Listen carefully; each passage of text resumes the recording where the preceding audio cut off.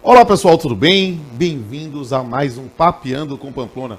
Mais uma vez uma transmissão ao vivo. Cara, essa é uma oportunidade muito diferente. Por quê? Porque eu tenho, a cada momento, feito entrevistas com juristas dos mais diversos ramos do direito. Olha, eu comecei nesse negócio do Papeando ao vivo com Matheus Carvalho, falando sobre improbidade administrativa. Antes eu tinha falado sobre corrupção com o Fábio Roque.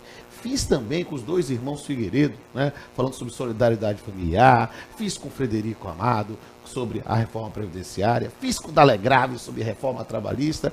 Fiz com o João Maurício Adeodato sobre direito e retórica. E eu percebi que esse programa estava ficando muito machista, porque eu só estava entrevistando ao vivo um monte de homem. Não tenho problema nenhum em entrevistar essa macharada, mas era um momento efetivamente de um empoderamento feminino. E eu resolvi hoje falar de um tema fantástico, que é mediação, um tema que está na ordem do dia, com uma das maiores autoridades no Brasil, que além de uma mulher muito bonita, é primeiramente muito inteligente e competente. Com vocês, a filha mais bonita de Dona Eliana, com vocês, Fernanda Tartucci. Ela já entrevistei o irmão dela, o Flávio. Eu fico brincando que Dona Eliana é realmente fantástica, porque ela deu a luz ao ogro e à princesa. Mas é uma dupla dinâmica, sem sombra de dúvida, dois grandes amigos, muito queridos.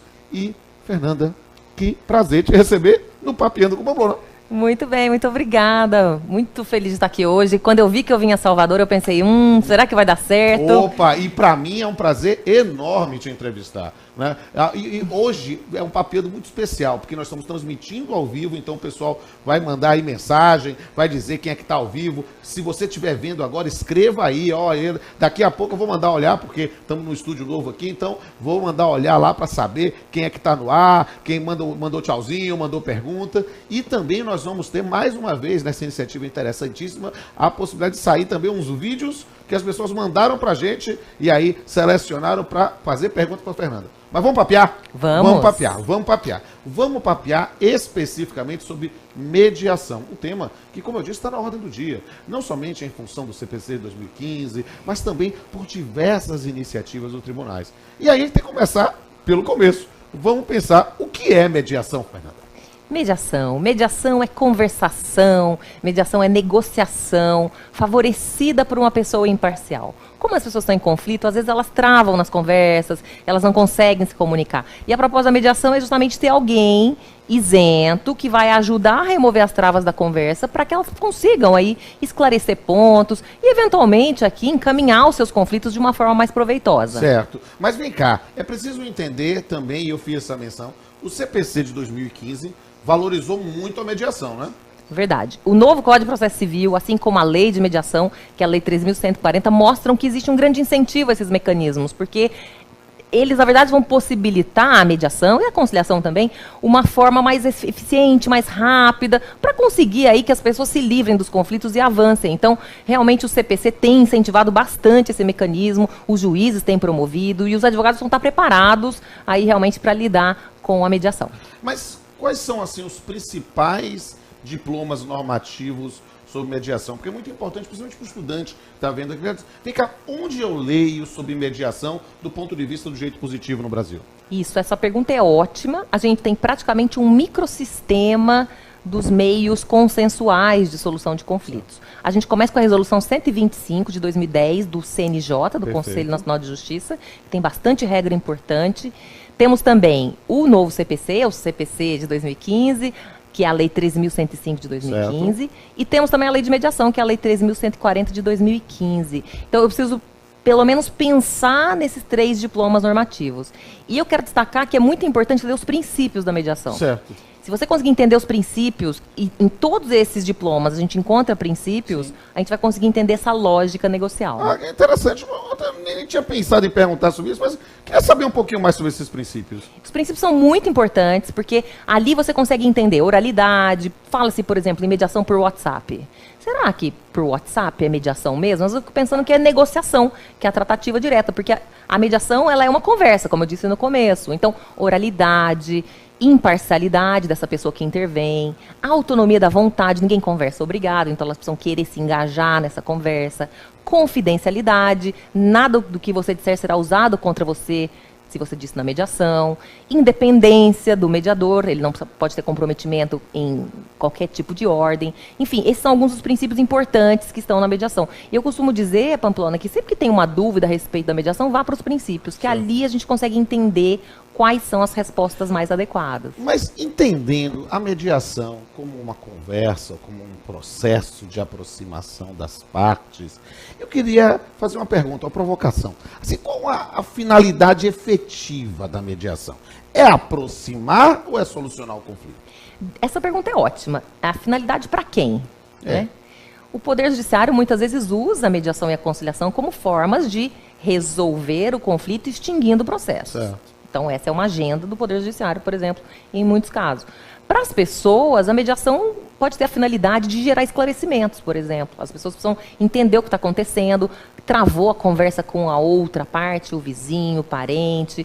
Então, ela pode chegar a um acordo, mas ela tem que estar preparada, tem que estar realmente disposta a isso. Ou ela pode se contentar com o resgate da conversa, da comunicação. Quando a mediação consegue fazer com que as pessoas voltem a conversar, essa mediação já foi exitosa. Certo. Porque o objetivo principal é restabelecer o diálogo. Então, na verdade, nós estamos aí com uma situação que tem múltiplas finalidades para a obtenção desse resultado. Mas eu queria entender uma coisa que eu vejo, e quando eu estava provocando meus alunos para pensar, vamos estudar sobre mediação, fazer aí, vai ter o papeando, o pessoal ficou super feliz, vai ter ideia. Aí eu pergunto assim para ti, a mediação pressupõe igualdade dos envolvidos? É possível efetivamente aplicar mediação em sistemas normativos que reconheçam a desigualdade, a vulnerabilidade dos sujeitos, como, por exemplo, a área trabalhista, que é uma das minhas áreas, né? Ou a área consumerista?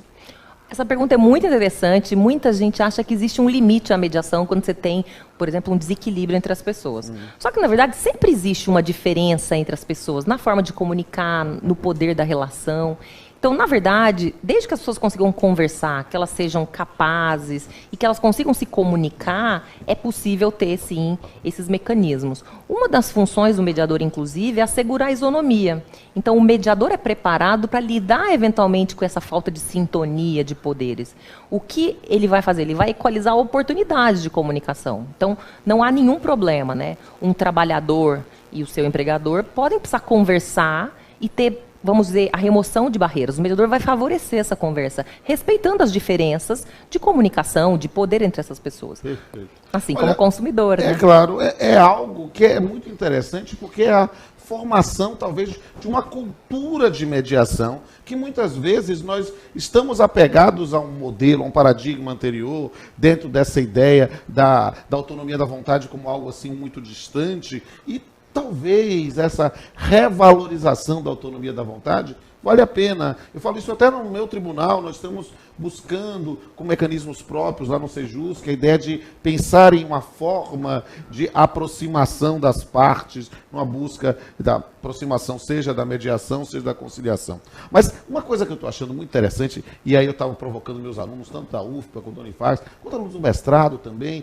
e do doutorado, dizendo assim, olha, gente, eu vou gravar um papeando com Fernanda Tartucci sobre mediação. Quem quiser mandar um vídeo aí vai ser ótimo. Gente, eu recebi mais de 30 vídeos. Foi assim, top parede mesmo, assim, sabe? Foi, bombou. E aí, o que acontece? Eu vou falar com o pessoal aqui agora para ver e colocar no ar quais foram os vídeos que foram selecionados para ter perguntas e para você responder. Porque enquanto isso, você que está me vendo aí, olha, nós estamos neste momento ao vivo. Hoje é dia 18, né? Hoje é dia 18 de maio. Nós estamos aqui de noite ao vivo, transmitindo para o mundo todo, para o país todo, para o Facebook Live aí do SES, né? E é importante lá, SES Cursos Online, não é mesmo? Muito bem, acertei. Às vezes eu erro essas coisas direito, é por isso, para mostrar que é ao vivo mesmo, né? E você que está vendo, pode escrever aí, escreva seu nome, diga de onde você estava falando, porque daqui a pouco, quando eu ouvir as perguntas já gravadas, eu vou verificar se o pessoal pode jogar, trazer um papelzinho para mim para dizer que está lá, para eu saber quem está ao vivo.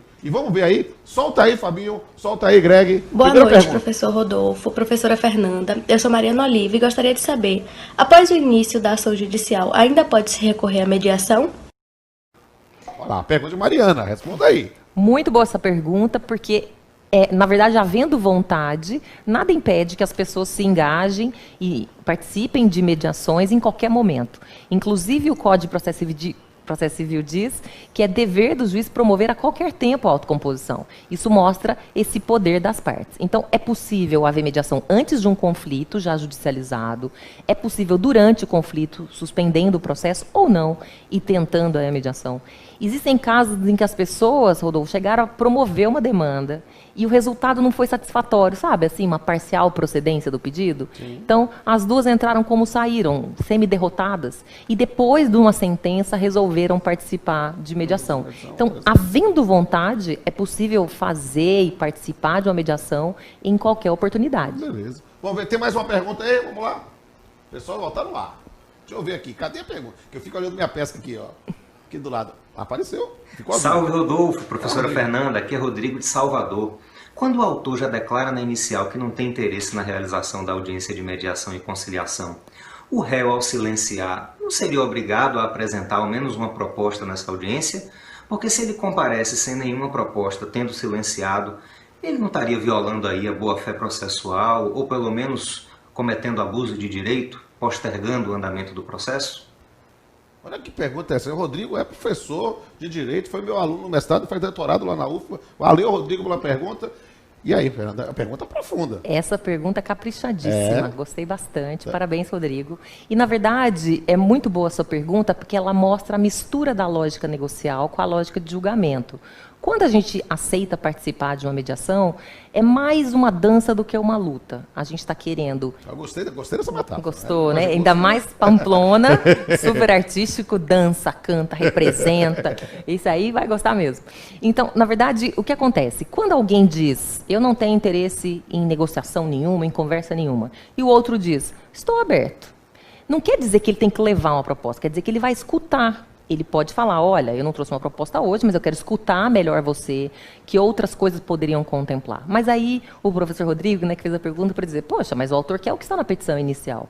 Só que esse é um ponto importante, nem sempre o conflito está totalmente expresso na petição inicial. Muitas vezes, em sessões de mediação, as pessoas dizem, eu quero que você me peça desculpas. Olha que interessante. Isso tem um valor de reconhecimento. Eu vou dar até um testemunho na condição de juiz. Às vezes, normalmente eu não dispenso o interrogatório, justamente porque eu sei que a pessoa está tendo necessidade de falar. Às vezes, colocar para fora, às vezes é complicado, porque abre feridas, né? Mas, às vezes, essa coisa de colocar para fora e depois acalmar e buscar uma solução é algo que faz parte, talvez, da psicologia da solução do conflito. Verdade. Expressar emoções é muito importante. E as travas na comunicação inibem as pessoas de falar. Então, ter essa oportunidade de falar e ser escutado, né? Sim. As pessoas sentem muita falta de serem escutadas. Isso faz muita diferença nos conflitos. Então, me parece que, apesar dessa ideia de, sim, eu quero participar, eu não posso obrigar alguém a levar uma proposta, porque isso vai ser desenvolvido durante a conversa. Sim. Olha, eu não trouxe uma proposta, mas à luz do que você me disse, podemos pensar em outros critérios, em outros fatores. Então, na lógica negocial, não existe um comprometimento de teor, de conteúdo. Né? Eu estou aberta à conversação, mas o que vai surgir pode vir justamente dessa negociação que surgir ali. Beleza. Vamos ver, tem mais uma pergunta aí? Olá, professor Pamplona. Olá, professora Fernanda. Sou André Alves. Gostaria de saber se existe no Brasil algum sistema parecido com o sistema multiportas de solução de conflitos, criado e utilizado no sistema de justiça americano.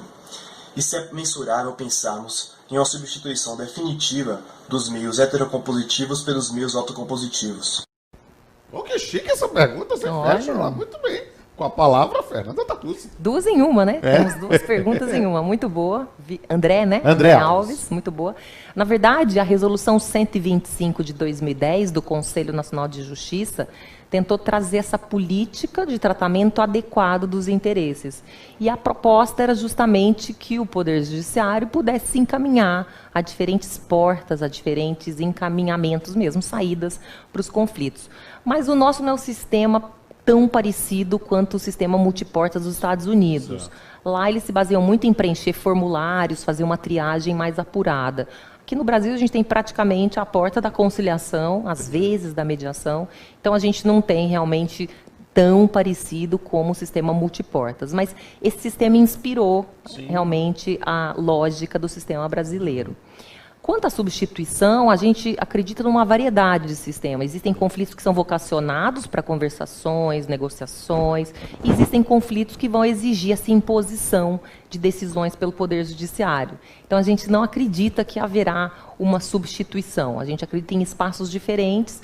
Em alguns casos, vão precisar de um magistrado para dizer essa pauta pública, dizer quem tem razão, dizer os valores públicos. E aí, nesses casos, a mediação realmente também não vai ter lugar.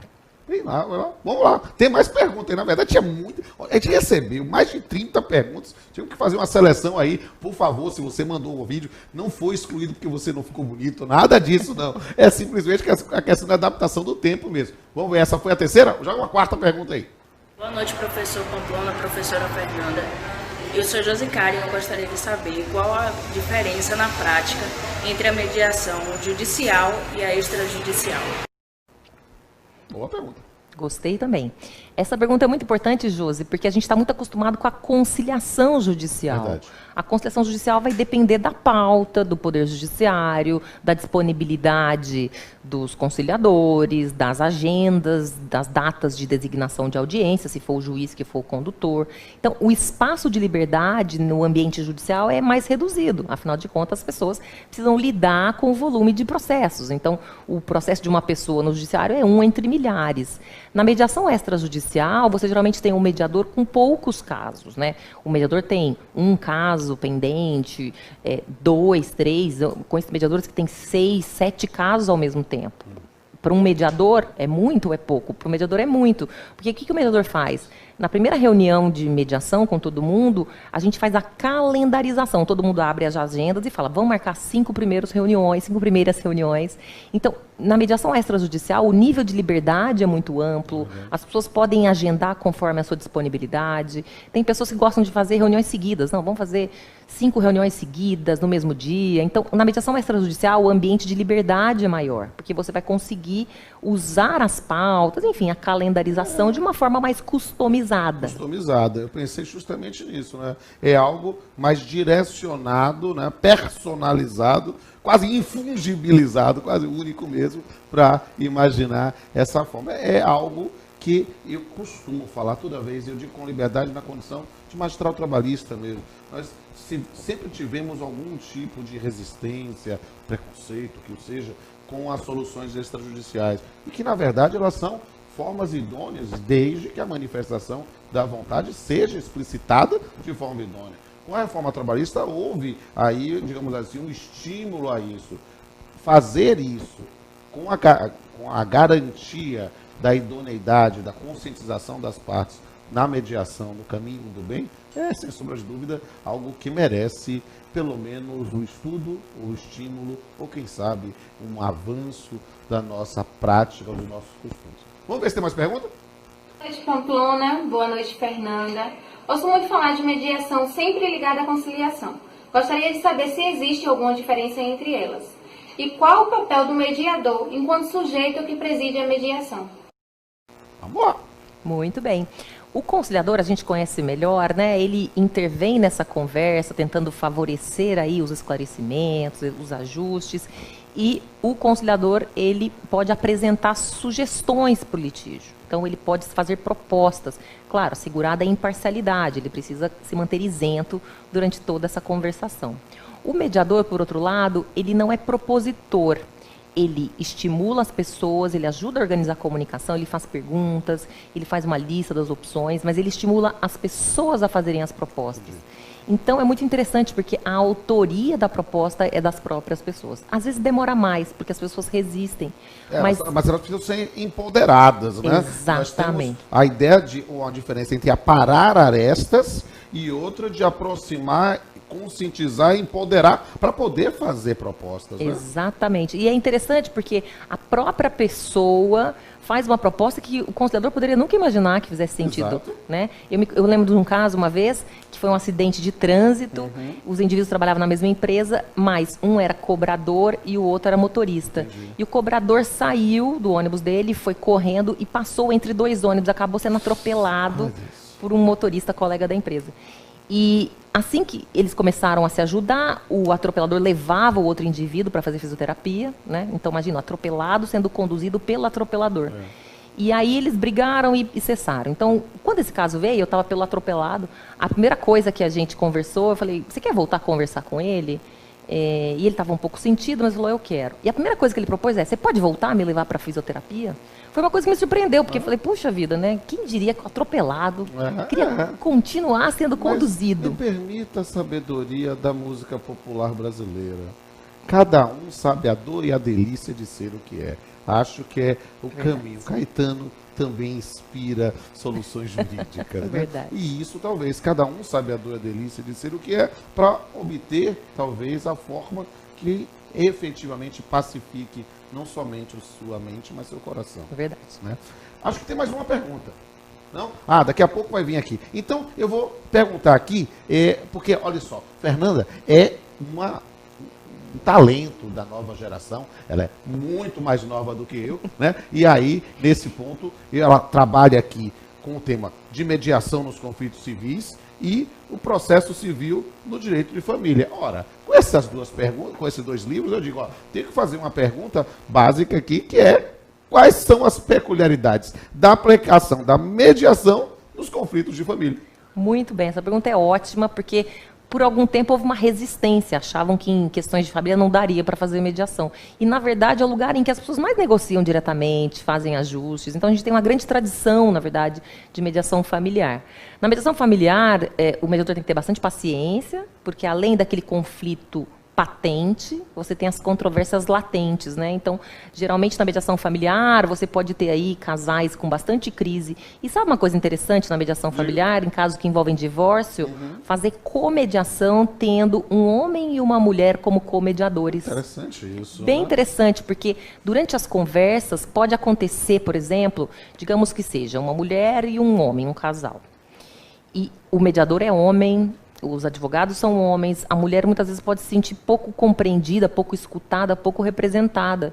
Então, uma peculiaridade, por exemplo, é recomendar comediação com homem e mulher, né, representando um modelo de comunicação dos dois gêneros que possam favorecer essas conversas. Isso costuma ser bastante interessante. É verdade. Olha, eu quero dizer aqui para vocês, né, que foi uma forma muito interessante essa da interação. Eu realmente recebi muitas perguntas, eu vou colocar lá no perfil do Instagram do Papeando com Pamplona, você procura aí, bota aí a hashtag Papeando com Pamplona e também hashtag Papeando com Fernanda Tartus, porque as perguntas que entraram no ar e as perguntas que não entraram no ar, porque são provocações muito interessantes para refletir sobre isso. Você que está vendo esse programa ao vivo, ou você sabe que esse programa está sendo transmitido ao vivo hoje, 18 de maio, mas ele será o episódio de junho do programa, o episódio oficial de junho. E aí você está vendo, aí nesse momento, ou está vendo depois, bote nessas hashtags no Instagram, no Facebook, e você vai ver outras perguntas muito interessantes. E o pessoal está me dizendo aqui, olha, que eles abriram uma concessão, em vez de 5 perguntas, vão botar mais uma, porque foi tanta pergunta, quer dizer, bote a última pergunta aí, a derradeira, o bônus. Olá, professor Rodolfo, professora Fernanda. Me chamo Júlia Rabelo e a minha pergunta é a seguinte: de que forma um magistrado pode contribuir em audiência ao encaminhar casos à mediação? Uma pergunta interessante. E você viu, a roupa dela combinou com a sua. Gente, Eu achei que ficou com você, gostei desse negócio assim. Mas vamos lá. Fernanda, a pergunta é sua. Muito boa pergunta, muito bom gosto nas cores, inclusive.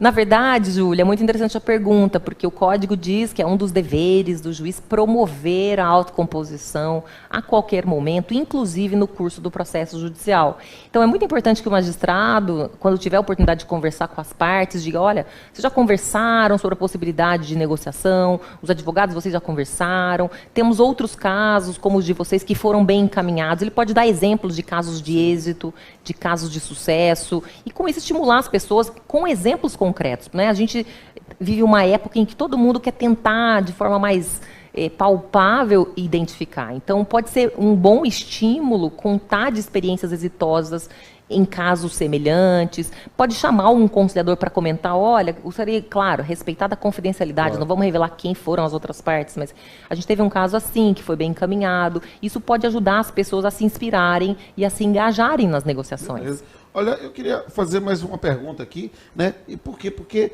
note como muitas das respostas ou das nossas reflexões ou provocações aqui a Fernanda dizem respeito à formação de uma cultura de mediação no Brasil. Nós estamos olha, acho que posso me arriscar a dizer que nunca na história desse país a gente está discutindo tanto sobre mediação como nos últimos tempos. Mas e quais são, talvez, os principais óbices, as principais dificuldades para a criação de uma cultura de mediação no Brasil? A pergunta é ótima, a gente tem vários fatores que impactam, né? A gente tem aqui uma tradição, muitas vezes, complicada de conciliação, né? De pseudo-conciliação. A gente teve algumas experiências dramáticas que traumatizaram alguns advogados, né? Que participaram de conciliações e não tiveram o êxito desejável. A gente tem falta dessa disciplina nas faculdades de direito. Eu, por exemplo, me formei, acho que você também, né, Pamplona? Eu sou bem mais velho que você, não estudei na graduação mediação. Agora, quando eu sempre incorporei, desde o meu primeira edição do volume 2 lá no meu livro com o Pablo, né, de obrigações, a gente sempre falava, olha, vamos falar sobre compromisso, aí falava de arbitragem, falava de mediação, falava de conciliação. Muito bom. Por quê? Pela necessidade de desenvolvimento da cultura. E em alguns dos cursos que eu ministro aula na graduação, o pessoal já tem, às vezes, uma optativa, ou às vezes até já no currículo mínimo, mas não é toda a faculdade mesmo que tem esse curso direcionado a trabalhar a mediação. Às vezes a gente trabalha com curso de extensão ou algo do gênero. É um tema, efetivamente, que precisa ser tratado, eu fico dizendo sempre, é como uma árvore, a gente está plantando, né? E a gente talvez demore algum tempo para alcançar os frutos ou a sombra, mas a esperança da árvore que vai crescer é, sem sombra de dúvida, um norte maravilhoso na construção de um futuro. Mas eu tinha que perguntar mais uma coisinha aqui. Por quê? Eu acho que é uma questão importante, justamente isso, para o desenvolvimento de uma cultura de mediação. Quais são as características básicas de um bom mediador? Isso, essa pergunta é ótima, porque muitas vezes o mediador, ele precisa ser alguém, como eu disse, tem que ter paciência, ele precisa ser imparcial em toda essa conversa. Então ele tem que ser uma pessoa capacitada, ele tem que fazer o curso, ele tem que focar na comunicação, ele tem que escutar bastante, ele tem que ser atento, atencioso, ele precisa se organizar, fazer eventualmente um bom registro de quem está falando, para ele conseguir resumir o que foi dito, organizar a lista dos assuntos, estimular as pessoas a conversarem. Acho que principalmente ser um bom ouvinte, né? Foi feita uma pesquisa no exterior sobre qual é a principal... Essa eu vou perguntar para o entrevistador, vejam só, gente. Vamos lá. Vamos ver se ele acerta. Eu acho que ele não vai acertar. Vamos lá. Foi perguntada, querido Pamplona, qual é a principal virtude de um mediador? Vamos ver se ele acerta. O que as pessoas esperam de um mediador? Principal Sinceramente, virtude. saber ouvir. Deve ser saber ouvir, porque você precisa ouvir o que as partes estão dizendo para poder conseguir aproximá-lo. Será que acertei? Não, acertei. Tentei. Olha, mas foi interessante a resposta. O que eles disseram esperar de um mediador é honestidade. Claro. Uma pessoa que seja honesta para favorecer essa conversa, para ajudar a esclarecer esses caminhos. Mas, claro, saber escutar estava na lista também, né? Porque é uma pessoa que tem que justamente favorecer a conversa, e não é sobre o mediador, né? Não é sobre como ele vê, mas como as pessoas veem a conversa. Por isso que a autonomia privada, a autonomia da vontade está na base, é o pilar realmente da mediação. Eu acho que essa observação sua é muito interessante, sabe por quê? Porque mostra até mesmo a compreensão de uma nova visão, ou talvez, não quero dizer que é um mundo melhor, se é um admirável mundo novo ou não, mas perceber honestidade. A gente parte do seguinte: será que a honestidade é virtude? Ou a honestidade devia ser premissa para qualquer coisa? Eu achei fantástico isso. Agora, só uma coisa, o pessoal está me dizendo que nós estamos aqui nesse modelo novo aí, da gravação ao vivo. E aí, tem muita gente mandando mensagem, ou mandando lá, né? E aí o que acontece? Como a gente está no modelo novo, a gente vai fazer um teste, vamos ver se esse negócio vai funcionar no ar. Eles vão botar a página no Facebook aqui, para a gente ler na tela o que é que está aparecendo. Bota lá do comecinho, porque já vai subir de baixo para cima. Estou vendo lá, Sâmia Asma, botando ali um curtir, Priscila Ávila Dimas, Cidia Santos, boa noite, professor, boa noite. Débora Mourão, Fernanda Tantucci, maravilhosa, concordo que é maravilhosa mesmo. Vamos lá, Emerson Santos, uma pergunta ali, vamos ver. Um juiz pode dispensar uma audiência de instrução e julgamento após a conciliação restar infrutífera? É um absurdo algumas decisões por aí. Não conheço as decisões, mas vai fazer. Vou ler as perguntas todas, aí você vai respondendo aqui aqui no bolo, porque é muita gente que não pode. Que inovador, nunca ia saber a respeito de mediações por WhatsApp, as tecnologias super. Muito bem, Carolina Meirelles, um beijo para você. Ricardo Guerreiro também dando uma risadinha, muito bem. Vanessa Lubianco, ela é uma inspiração para todos os mediadores, também acho, mas ela é uma inspiração, uma musa, ela é fantástica, maravilhosa. Obrigada. Vamos ver aqui, ó. Gabriel Padilha, boa noite, me chamo Gabriel, sou de Curitiba, maravilha. Ó, pessoal de Curitiba, eu vou estar aí terça-feira, dia 22, vou fazer uma palestra aí na FAI de Pinhais, um beijo para vocês, né? Me chamo Gabriel, sou de Curitiba, gostaria de saber da professora Fernanda como está o trâmite da emenda constitucional que visa incluir mais um inciso no artigo 5º, com o objetivo de que o Estado promova meios extrajudiciais para resolução de conflitos. Estou lendo tudo aqui na hora mesmo, meu velho. Vamos lá. Ana Freitas perguntando assim, como o advogado não pode realmente intervir pela sua parte durante a mediação? De que forma o advogado pode auxiliar de forma satisfatória esse processo? Interessante, um monte de pergunta boa. Ó, não sei se vai dar tempo para responder isso tudo aqui. Eu vou ler tudo para prestigiar vocês, mas depois a Fernanda responde o que der aí. Helenice Bernardes, depois você só um pouquinho aqui, viu, Greg? Helenice Bernardes diz, e para sócios de uma microempresa onde os históricos estejam passando por conflitos e não vê possibilidade de resolver com reuniões esses conflitos, já ultrapassando essa fase, como sugerir a mediação extrajudicial. E Carolina Meirelles, acho que ela já falou aqui, mas muito importante essa distinção, está elogiando, beleza? Carolina, um beijo para você também. Sabe, tem mais pergunta aí? Subiu ou desceu, não sei. Aqui, tá descendo. Muito bem. Aqui estamos, tá ao vivo. Mariana Oliva, acho que foi que fez a pergunta, melhor canal, um beijo aí, um beijo para você. Gabriela Neco também, tá mandando lá uns likes aí. Aqui, vamos lá. Cláudia Souza, assunto ótimo, top. Rafael Mani, interessante. Helenice Bernardes, ali uma carinha. Carolina Meirelles, olha lá. O processo judicial por si desagrada muitas partes. A mediação é justamente uma ótima alternativa para resolver os impasses e ainda melhor, com grande satisfação desenvolvidos. Lucas Gentil, valeu pelo conteúdo, professor. Beleza, Lucas Gentil? Um abraço para você. De ter algumas dúvidas, muito bem. Pode botar aí no ar, depois a gente responde. Ou responde de aula, beleza? Mariana Oliva, muito bem. Tema do meu TCC, olha só, tá vendo? A mediação familiar na alienação parental. Olha, grande tema. Você tirou tema. seus livros, além de ter feito curso de mediação. Ó, uma ex-aluna sua, Lúcia Lage, um beijo para você. Edwin Muniz, boa noite, professor. Boa noite, Edwin. Muito bem. Paloma Veríssimo. Muito bom o modo, peraí que eu estou chegando aqui. O modo como a professora Fernanda Tartucci desenvolve esse tema tão atual de forma super concreta, prática. Obrigado. Paloma, um beijo para você. Beijo, Paloma. Tem muita pergunta aí, eu tô falando aqui, eu tô lendo. Assis Silveira, não, estamos chegando aqui. Assis Silveira, muito bom a mediação como alternativa para a autocomposição. Marina, professor, aconteceu com o meu áudio, eu acho. Eu não sei, eu ouvi bem aqui. Você não ouviu bem, você tá saindo, eu não sei. Mas vai ver lá. Doutor Rodolfo, eu aprendi a amar civil com o senhor. Obrigado, Maria TRT, um beijo também aqui. Que bom aqui, ó, o velhinho aqui tá muito feliz também vê-lo aqui, né? E Maria Ademuiz, boa noite, me chamo Eder, gostaria de saber quais os critérios para realizar uma mediação online. Poxa, um monte de pergunta aí. E ó, tá ao vivo. Você escreva lá. E depois eu vou verificar lá se tem mais coisas não. Aí não sei, vai dar tempo para responder mais. Vamos lá para a tela então. Aí fez um monte de perguntas. Você responde o que você quiser aí, porque... É um teste de memória, né? Tanta pergunta. Mas eu quero falar daquela pergunta sobre o advogado, Sim. né? A pergunta tem uma premissa de que o advogado não pode intervir na mediação e como é que orientar o cliente. Isso é muito importante. O advogado, ele precisa se preparar junto com o cliente antes da sessão consensual. Quando vai vender um carro, ele não tem um plano A, plano B, plano C de valores. Ele deve ir preparado para essa reunião de mediação, para essa sessão de mediação com as propostas. Durante a sessão, não quer dizer que o advogado não possa falar, só precisa combinar. Olha, meu cliente vai falar, eu também vou falar. Então, nós todos vamos nos comunicar aqui. É muito importante que o advogado atue como negociador.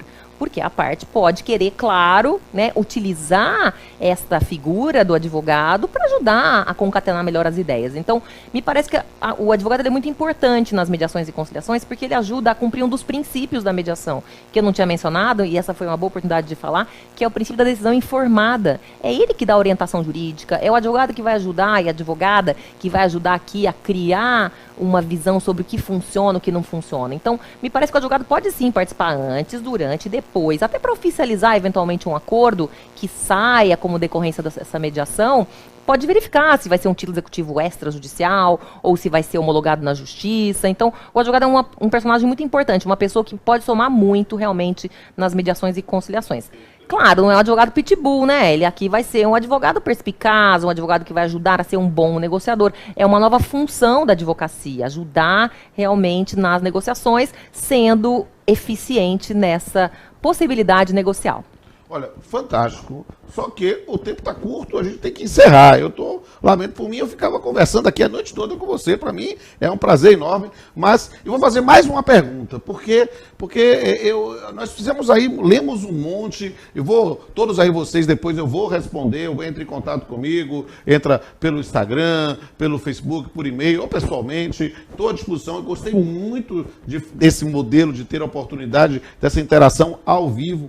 Só que eu estou pensando em você que fez pergunta agora, você que não teve a oportunidade ainda de ver a pergunta e agora está vendo essa gravação, já não mais ao vivo, né? Eu queria que você respondesse, Fernanda, para eles, né?